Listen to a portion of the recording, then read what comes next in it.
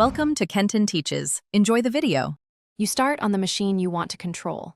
Sign into Chrome with the Google account you'll use, then go straight to the Remote Desktop Access page. Click Set up Remote Access to download and run the host installer. This adds the service and necessary permissions. Name the device clearly so you recognize it later, and create a secure numeric PIN. This prevents unauthorized connections. Once done, verify the device shows as online in the web app before switching to the client machine. On your client device, sign into the same Google account and open the Remote Desktop Access page or the dedicated app. Locate the host device by the name you set, click to connect, and enter the host PIN when prompted.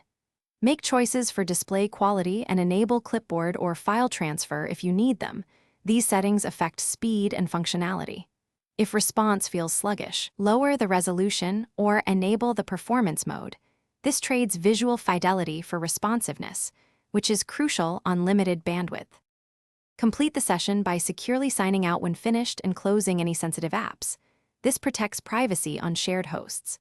Make sure Chrome and the Remote Desktop Host component are up to date, and use a strong numeric PIN plus two-step verification on your account to reduce risk.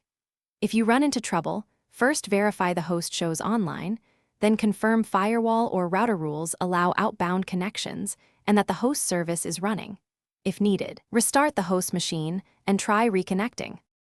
Thanks for watching. Please subscribe if this video was helpful.